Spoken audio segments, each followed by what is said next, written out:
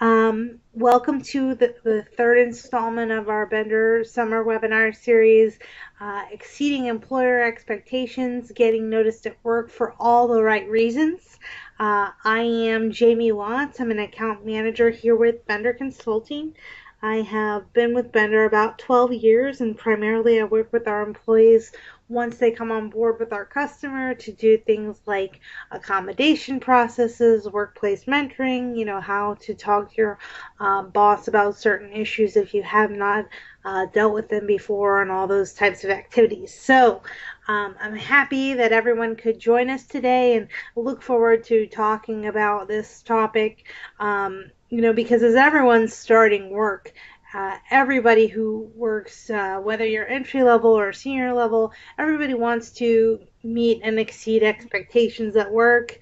And you really want to learn about how to get noticed.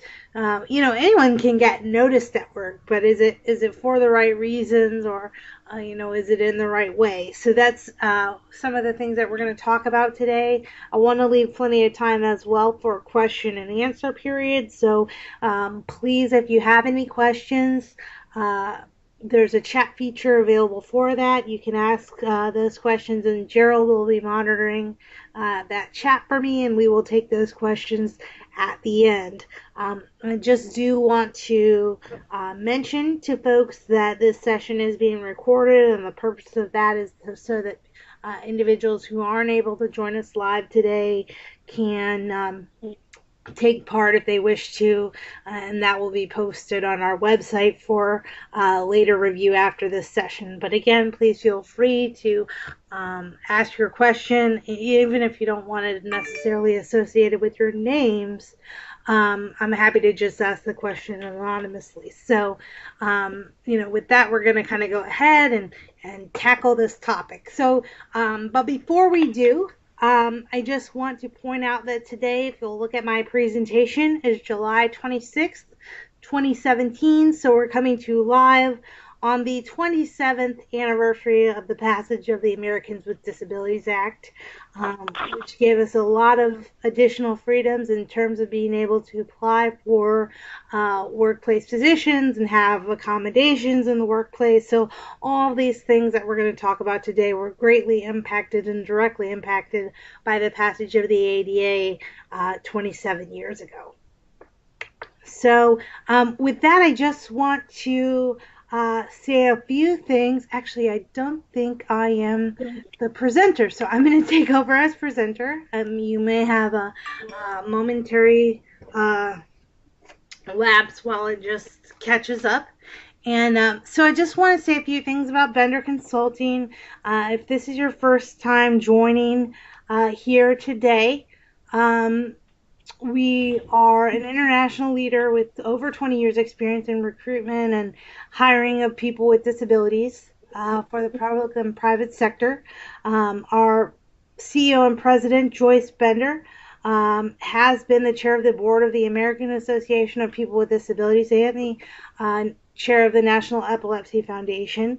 She does have a weekly internet radio show, Disability Matters with Joyce Bender, every Tuesday at 2. And if you're wanting to review that show, or you missed a topic, you weren't able to access your computer or your phone at 2 o'clock, those are archived on our website for your review at your convenience. Joyce has also represented the U.S. State Department on multiple disability employment exchanges, once to Panama and twice to South Korea. She actually just returned in the last couple of weeks for that second exchange in South Korea. And what you'll see here is a few of our private sector employers that we work with, as well as federal government experience. Many of you may know, and if you don't, this is a great way to learn by joining these webinars, that we not only get opportunities with the private sector with some of the companies and the customers listed here, we also work with the federal government. um, through, for example, the Office of Personnel Management, the OPM shared list for people with disabilities. We are the sole source contractor on that list. So we work with the government to populate that list with candidates with disabilities actively seeking employment across the country. And I would highly recommend anyone looking for federal employment that's a person with a disability consider having their resume put on that list so they can be searched by federal hiring managers that are seeking to fill open positions. So with that, I just want to say a few things. We'll look on our next slide here. If you're following along separately, I'm on slide 3. This is kind of a representation of our business. We do business in kind of 4 distinct areas. So where we primarily align with referral sources or directly with candidates with disabilities would be in our talent programs area. So this is where we do our recruitment. We also have our Careers to Be program, which is a 1-year career experience program for people with disabilities that potentially are coming out of school and looking to get some work experience or maybe re-entering the workforce after having to change careers due to disability. The objective is for them to get kind of 1 year of work experience and then be marketed to additional customers outside of where they've been working. We have our workplace mentoring services that I referenced a little bit earlier, and that's what I provide to our employees with disabilities. As they're on assignment, they have somebody like myself who they can ask questions to and talk about performance management type of activities. We do have our Bender Virtual Career Fair. We usually have those twice a year, once in November and once in March. And so if you're not on the list for those, I encourage you to join those. And then we also provide long-term disability services to candidates that are working at returning to work. And so that falls into our talent programs area. Just want to mention a couple that might also be interesting to folks on the call. Our new software solution, the iDisability product, is actually a set of 20 modules, and we're continuing to grow that. By this time next year, we'll have up to 35 modules available. Cheering at the game isn't the only way to show colonial pride. Sing along to the alma mater with RMU student Gail Miller. I think, Gerald, we might have a little audio issue, but we're going to keep going. We have here... More than 5,400 students are enrolled at RMU across 5 academic schools, both 49 undergraduate and 35 graduate degree programs, from BS to MBA to PhD. Training on how to... I'm so sorry, but Gerald, there's one person that's maybe on hold who's playing... Thank you. I apologize for that. Someone seems to be on hold, so if everyone could kind of... I'm Michelle Emanuel, and I'm a graduate student at Robert Morris. Originally, I was planning to go to college somewhere else. I'm going to try to continue. Then I met my academic advisor at an open house event. I did a 180 and chose RMU. Her warmth and motivation made me feel like I wasn't just a number. Brand new, and it is well purchased by anyone really that's looking to train people on how to interview, communicate with higher... The average graduation rate of RMU student athletes is 10% higher than the national average for NCAA Division I. Gerald, are you able to hear fine? I can hear that too, Jimmy. Are you able to see if there's any participants? On your list of participants, you should be able to mute the audience, shows an action. Okay, let me just see here. I apologize to everyone else. While we just get this technical difficulty. RMU alum Jasmine Tate is a star of the Pittsburgh I just want to make sure. Here she is performing the Robert Morris alma mater. Participants.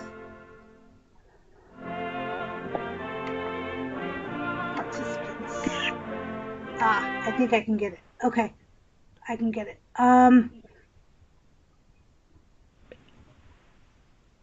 Okay. I'm just gonna mute.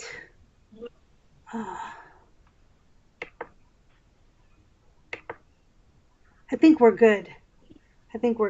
For now. Sorry about that, everybody. That's okay. I really apologize to everyone else, because I don't want to interrupt anyone else's experience. But with that, we'll just kind of move forward. But do check out information on our website about the iDisability product that's available to really anyone who's looking to train their workforce on how to integrate and communicate and interview people with disabilities. I've worked directly on the product, as has Gerald. So I encourage everyone to go and check that out. So for the main purposes of today, we are going to talk about, ways to understand what employer expectations are. So everybody talks about what you should and shouldn't do at work, right? But what do employers actually expect? And then how can you protect your brand? So how can you build your brand by meeting those expectations, and then how can you protect your brand by avoiding, certain other types of activities? So that's definitely what we're going to highlight today. And so first we're going to look at kind of those expectations and how to meet them.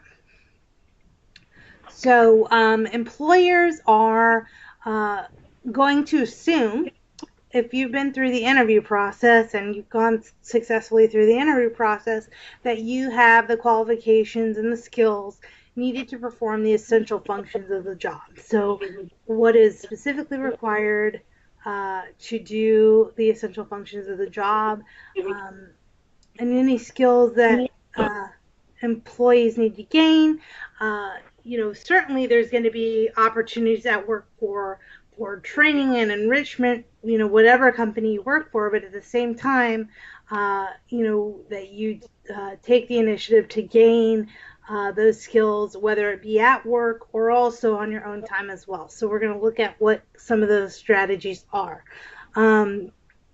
So again, you just want to portray that intellectually curious quality about yourself, always trying to learn, always trying to pursue new opportunities to gain more skills. Again, you're going to be able to leverage training opportunities at work. Everybody has requirements that they have to take annually and at different periods of time. But I would encourage you, and while that's great and every company should do that, and to be honest with you, it's one of the reasons that we launched iDisability, because all companies do have those type of training requirements.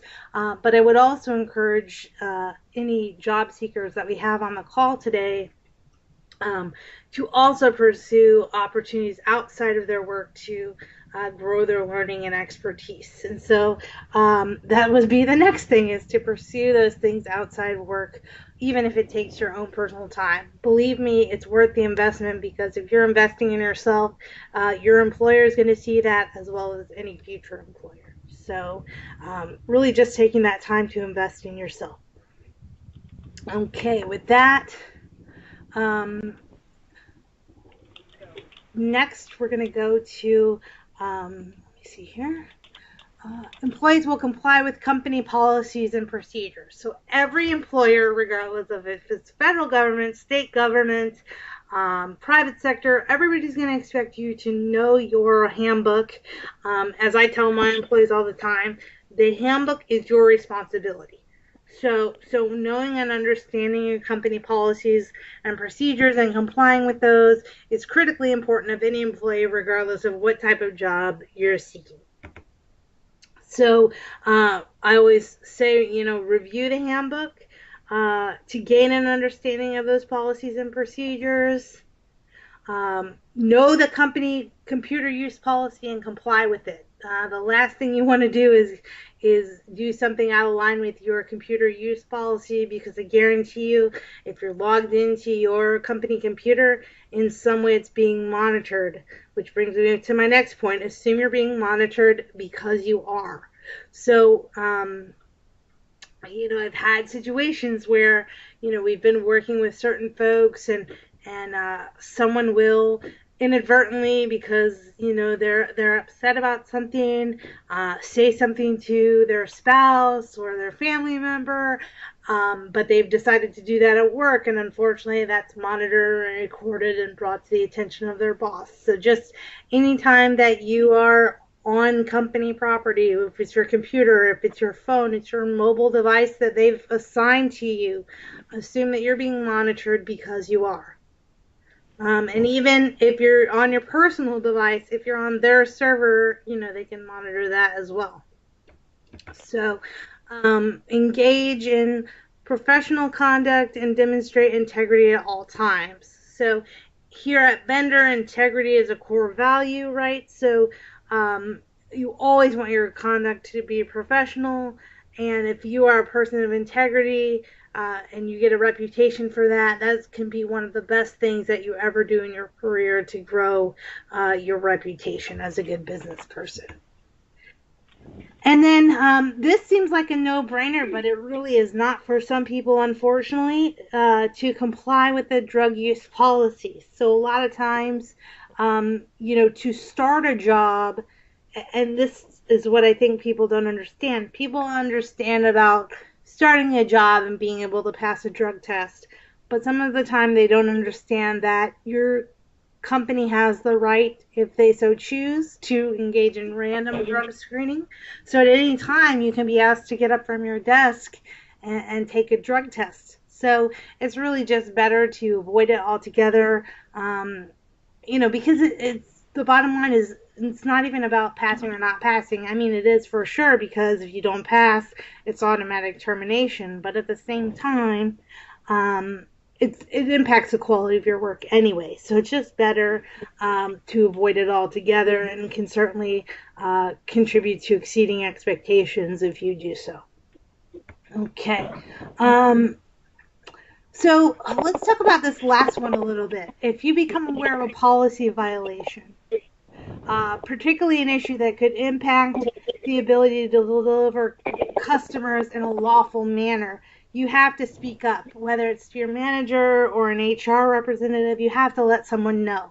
Now, I am not suggesting that you go and talk to every person about every single violation. In fact, I was watching a news story about this, with the dress code being summer, and violations. They said, what do you do if your coworker, in your opinion, violates the dress code? And kind of the advice they gave was, for something like that, you don't set the policy, so it's not up to you to say this is appropriate or not. It's up to HR to talk to that person about what's appropriate or not. But in this case, what I'm referring to is anything lawful. So anything that, for example, accounting or tracking of hours or spending of money. So anything that's going to impact your company's ability to lawfully deliver services and comply with the law. Those are things where you have to talk to your manager, or you have to talk to your HR representative and make sure they're straightened out. Because not only could they impact that person, it could impact your position, it could impact the ability of the company to do business. So in those types of instances, you want to speak up for sure. And again, that just goes to the integrity piece that I was talking about a little bit earlier. Okay. With that, I want to just continue with employer expectations and how to meet them. The next one we're going to talk about is maintaining strong attendance and timely arrival. And following appropriate procedures and time off. I can tell you as a manager, the number one thing that I have to deal with is attendance. So the best way that you can make a good impression is being there every day. Now, we all have emergencies that come up, no doubt. For sure, people are going to have emergencies, and employers understand that. But you don't want to get into a routine of habitually missing work, habitually being late, and you always want to follow the procedures that are in place when it comes to call off, especially if you work in a call center type of environment where it's several people working together on a team to take calls. For example, half the job in those types of situations is being there in the workplace. So if you're not there, if you're not present, your workload gets shifted to someone else. And if they can plan for that, so if you have a requested vacation where it's been on the calendar for a couple weeks, they know you're going to be out, they can plan for that.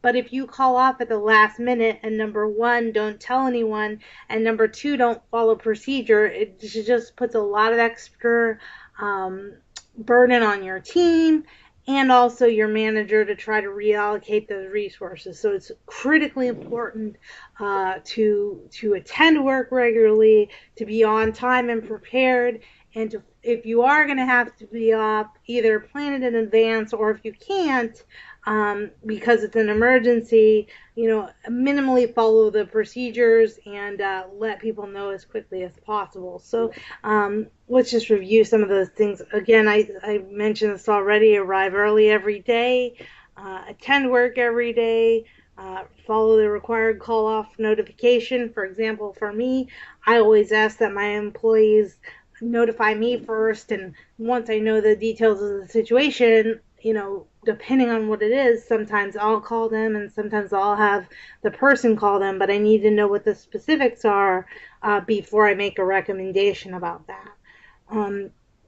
Again, anytime you can, if it's an advance request, anytime you can, submit requests in advance and get approval for those requests. And just because you submitted something and you haven't gotten a response doesn't mean it's approved. You have to wait for your manager to come back and actually tell you that it's approved. And again, exceptions to that are only for true emergencies. And again, when I say emergency, I'm not talking about a cold. I'm talking about, oh, Jamie, last night I was playing football with my intramural team and I broke my arm. That is a true emergency. So it's really important to differentiate between those because, and I always say, just for myself, for example, I keep a week of leave in my vacation bank at all times because I never know what's going to happen. I never know if I'm going to have an emergency. Frankly, especially being a person with a disability, I never know when something might happen that I need to be out for an extended period of time. So you just want to kind of reserve leave and special requests for times that you might need to take off unexpectedly. Now, I am in no way accepting that you need to, void fun from your life. That is certainly not my recommendation. I'm just saying be prepared, be informed about your attendance policy, and exceed expectations when it comes to managing that. Okay. We're going to talk a little bit further about this as well. Okay. Again, I hinted at this a little bit earlier, the office dress code. Now this is huge, and it's getting harder and harder to kind of interpret. It used to be very simple. Everyone went to work and they wore a suit every day, and it was very, very simple. Like, these are work clothes and these are personal clothes. But what's becoming is that a lot of companies are moving to business casual, so it just becomes a gray area and you're not sure kind of what is appropriate. So what I always tell people is, dress like a manager. So dress the way you want to move. So if you want to move up, dress up. So for sure, suit on the first day. After that, kind of look around your office and see what people are wearing, and then kind of aim for the upscale of that. Now, I'm not recommending expensive. I'm just saying nice and clean and professional and pressed. Those are the important things when it comes to workplace attire. Again, if your dress code is business casual, that does not mean casual, especially in the summertime. So summertime, unfortunately, is one of those times when the workplace dress code gets a little bit lax. Like flip-flops are not proper workplace attire. So just be real careful of the business casual line when you're dressing for work. Dress professionally, as I said, neat, clean. This includes any sort of mobility device. So I have no problem telling you I'm a person with a disability. I use a cane and a scooter, so those things need to also be clean. If you have a service animal, that service animal needs to be well groomed and under control because that's part of your appearance. It's an extension of yourself. So all these things kind of need to be in order as part of your appearance. Okay, moving along here. Employees will demonstrate a positive attitude at work. So you want to be pleasant to work with as part of a team, right? So a lot of times at work, you are going to be part of a team. You spend very little time at work working in isolation. I mean, there are times that you have to go and do things one-on-one, but for the most part, you're working in a team. So you want to be pleasant with those other individuals. Work overtime if people request it. This can include night or weekend shifts when it's needed. And again, if they're asking you to work nights or overtime, it's because they need it. It's not because they're looking to work people, because ultimately they have to pay for those hours. So they're asking because they need it. So the way to stand out is to really, step up and volunteer and take on a little extra, especially in the beginning, so that you can start to kind of build your reputation as somebody who's not afraid to kind of pitch in and get their hands dirty at work. Volunteer to help others. So if you see that your teammate is struggling or has a work pile that is much, much larger than yours, offer some assistance. Again, that's all about building relationships at work, because eventually that's going to be reversed and you're going to be the one who is buried. So you're going to want that person to want to reciprocate the favor and step up to help you one day. So volunteer to help other people at work. Employers expect that employees will be articulate and offer perspective that adds value to customer solutions. So when I first started working, I had a manager that I had never worked for this person before, so I was kind of afraid to give my opinion because I was still learning. And I remember her saying, "Jamie, that's why I have you here, to offer your opinion." So I've really kept that to heart as a main tenet in my work involvement. So, of course, you want to take some time before you just start spouting off suggestions and learn about your organization and learn about how things are done. But offer constructive ideas. So, do a little research and read a few business articles or books on business topics that are related to what you're doing. And then use those things to inform the suggestions that you make at work, based on something that you read or something that you saw. So, listen to the perspective of others. So when you're working on a team, everybody's going to have a slightly different perspective. Some people will agree with you, some won't.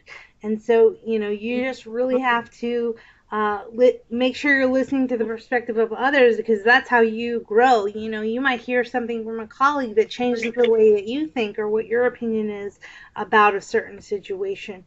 So it is acceptable to disagree, but again, do so respectfully so that people really can open up a dialogue. And again, you're going to learn something. You might even change your own opinion based on something that you hear.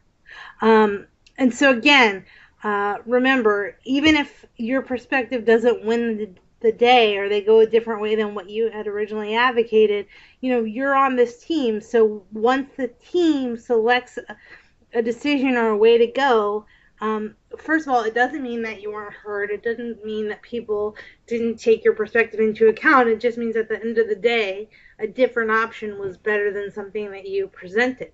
So, but at the same time, as a member of that team, it now becomes your responsibility to champion and advance and move forward the team option, even though it wasn't your option. So it is your goal and your duty to advance those options. So again, if you're communicating via email, you want to keep, people get, hundreds of emails a day. So in order for your email to be seen, keep points concise, relevant, and right on point to, very specific. This is what I need to know, relevant and to the point, and directed to the appropriate audience. Okay, so employers do expect that employees will do their work correctly and deliver on time. Now, it doesn't mean that employers don't expect you to make mistakes. Everybody makes mistakes, but you want to try to do the work to the best of your ability the first time as much as you can. So If your boss is giving you something to do, your manager's giving you something to do, make sure that you're writing that down. Assign tasks and processes, especially if it's a multi-step process, that you're taking detailed notes on what the steps are. Summarize the instructions as you understand them. So if you need to seek clarification on something, you're not sure, you walk out of that meeting and you're still kind of not sure, write up an email. From what I understand, you want me to do XYZ, is that correct? And ask them to validate, right? So then you can at least get started on the correct track. You want to arrive every time prepared for meetings. So I don't go into a single meeting that I'm in without a pad of paper and something to write with. So minimally, you want to be prepared. If you have something you're presenting, if you have a file that you need to share, handouts that you need to share, those are printed, those are ready to be distributed to your colleagues, all those things. Communicate effectively on the status of projects. So, you're going to have to send email in between meetings. Make sure that you communicate where things are so that they don't pile up on you. And again, you want to create your best effort possible the first time. You may not get it right on point. In fact, you might have to start over, but at least, you present what you feel like is the best product, the most error-free product you can the first time, and then get edits on that from your team or your manager. Deliver work on time or ahead of schedule. A lot of times if you're doing something, it's part of a bigger project. So if you're late on your part, the whole project might be delayed. So you want to make sure that your part is on time or ahead of schedule. And volunteer to take on additional projects. So if you've gotten through your work pile, again, if you see that your colleague has, other tasks to do, ask if you can help them out. These are ways to stand out. These are ways to take on more than your share, to stand out and go above and beyond at work. With or without a disability, everyone needs to take steps to try to stand out at work. And so as much as you can help out other folks without jeopardizing the quality of your own work, then, that's a great thing to do. Okay, remember, anytime that, even if you're not at work, you represent the company or agency or brand with integrity and enthusiasm. So I'm a Bender employee. Gerald's a Bender employee. Anytime that whether we're at work or whether we're out and about in our community, we represent Bender Consulting. So anything that we do is reflected on the place where we work. So again, you want to demonstrate integrity at all times in any type of conduct. You want to attend company events. So if something comes up and you have the ability to attend it, you absolutely should do that. You want to engage in volunteer activities. Companies more and more are doing things around corporate social responsibility and community volunteering. So anytime that you can participate in one of those activities, absolutely. Those are the people that stand out and give of their time on the weekend and in the evening time. Participate in employee resource group activities. So a lot of large companies and government agencies now have employee resource groups for people with disabilities and other minority communities. So, participate in one or more of those types of groups as those activities become available to you. And represent the company if you can at events, so job fairs, technology events, disability and diversity events. Anytime that they're looking for volunteers to go, staff a booth, that might be something, again, just an additional way, a competitive edge to stand out among colleagues. So with that, I know we're like a little bit over time, but I want to spend a little bit of time talking about things to avoid. So all day today we've been talking about what to do correctly, but sometimes if you do something incorrectly, it can have damage on your personal brand at work. And, everybody's all about personal brand right now. We have things like LinkedIn and Facebook. That's your professional face and your external facing brand. So you want to make sure that you're doing things that enhance your brand and not take away from it. So again, I said some of these before, so we'll just highlight them quickly. Just avoid drug use. Don't miss excessive work. I think I talked about that one. pretty extensively. And then again, you just don't want to get in a pattern of abuse or use of that policy. Don't send personal email at work because, again, it's all being monitored. They can tell exactly what you do from the time you sign in till the time you sign out. Phone, email, text. Don't post any negative comments about your company online. I don't care that it's your personal Facebook. I don't care that it's, personal this and that. I'm sure we've all seen, the different news stories that have come out of somebody that posted something on what they felt like was their personal space, and somebody in their community called them out for their negative and hateful comment, and it ended up costing them their job. So as much as you think it's your personal social media space, it can impact your job as well. Don't dress too casually or revealing. Don't never ever pretend listen. So don't give the impression that you're listening when you're not, because you're going to miss things, and then people won't share information with you if you're not genuinely listening to what they have to say. Don't engage in abrasively or combatively with colleagues or management. Again, it's just going to get your reputation as somebody that they don't want to work with. So that's not in your best interest at all. Again, just never ever use profanity, sexist, racial, or homophobic comments. Frankly, when it comes to things like that, or it comes to things like harassment, a lot of companies just have a zero tolerance policy, and if it's investigated and found to be true, there's just no discussion about it. It's automatic termination. So it's just not worth something like that. Again, this goes back to like the kind of the workplace politics issue, but just don't engage in gossip. Like, it's one thing to share business information because people need to know, about acquisitions or sales or something, but gossip at work just is not constructive, as well as engaging in controversial topics. I mean, there's a lot of things that everybody's entitled to a personal opinion. I don't in any way suggest otherwise than that. But, keep your comments focused on your work and what you're doing and the commonalities that you have as a team. There's no reason to kind of inject controversy into your work when you don't need to. So never ever lie. People just don't like people that they can't trust at work. And don't be late on deliverables. And everybody has a situation where, something's going to cause them to be late that is legitimate. I got pulled into another meeting that was more urgent, so therefore I'm going to be late on this deliverable. That is okay, but you have to communicate about that.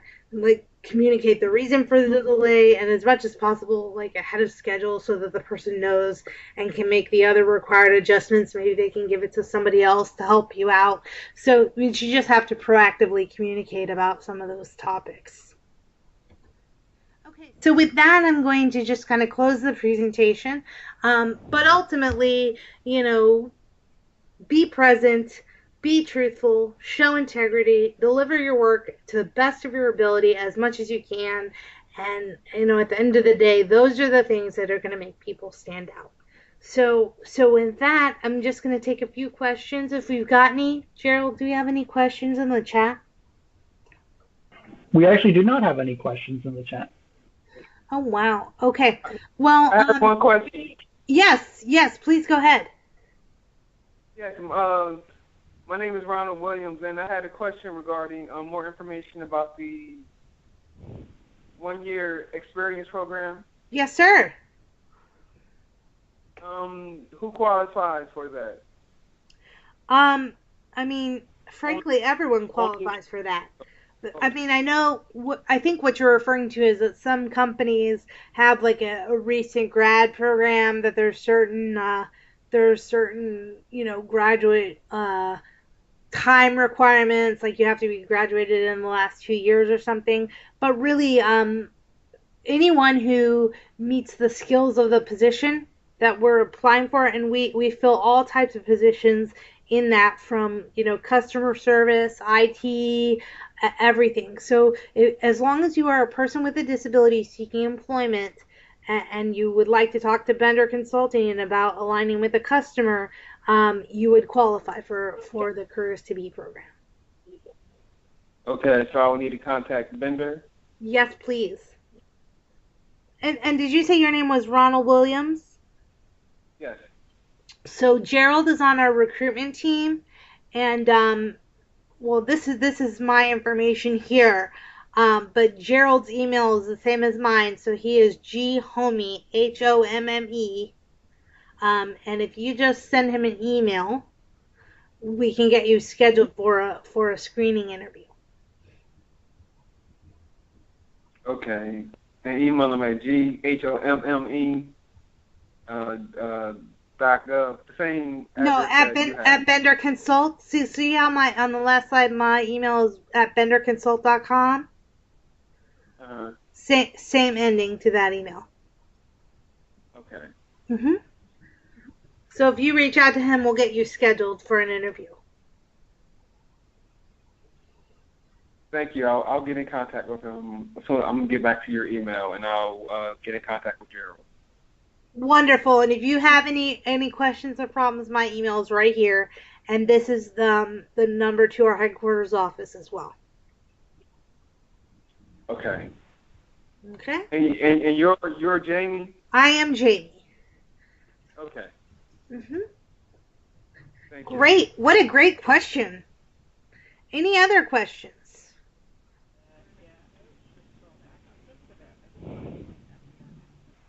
Well, thank you very much for asking that question. We will have this available for replay, so if you are with with an academic office or any other type of referral source that you might want to share this information with your constituents or your customers, this will be available and posted to our website to share.